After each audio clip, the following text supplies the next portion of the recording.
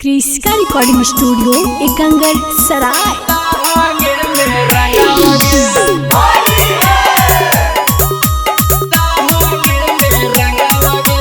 DJ Kundan राज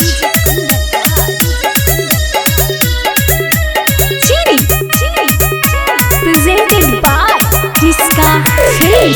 आगे जब से चलो है फागुन महीना में बस में नहा कभी मगाओगे। आगे जहिया से चलो है फागुन महीना में बस में नहा कभी मगाओगे। आगे फूचुर फूचुर डलवागे छौरी चोलिए में रंगाओगे। आगे लाहे लाहे डलवागे छौरी लाहांगे में रंगाओगे।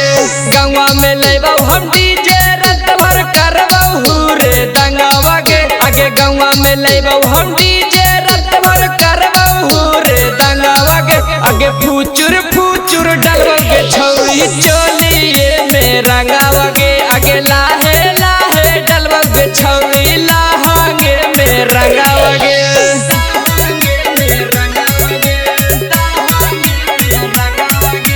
डीजे कुंदन राज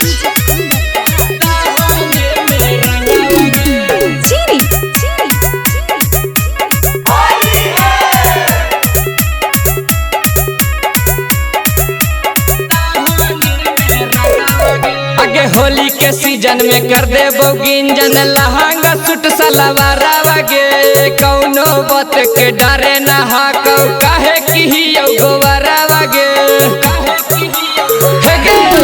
आगे होली के सीजन में कर दे गिंजन लहंगा सूट सलवार वगे। कौनो बात के डरे ना हाको काहे की गोवारा वगे।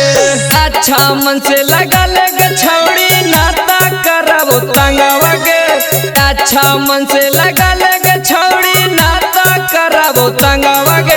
आगे फूचुर फूचुर डलवागे छौड़ी चोलिए में रंगावागे। आगे लाहे लाहे डलवागे छौड़ी लाहांगे में रंगावागे।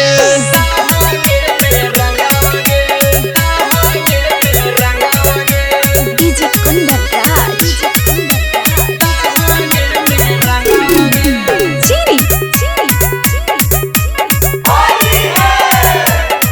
क्रिस्का रिकॉर्डिंग स्टूडियो एकंगर सराय। आगे सनकल रहा हो छौड़न सब के मना में भारा होली गे। बची के रहिया छौड़ी कुमार की आवे तो वहरन के टोली गे। आगे सनकल रहा हो छौड़न सब के मना में भारा होली गे। बची के रहिया छौड़ी कुमार की आवे तो वहरन के टोली गे। बाली बिहारी सत्यम सरगम रंग तवांगे अंगवागे।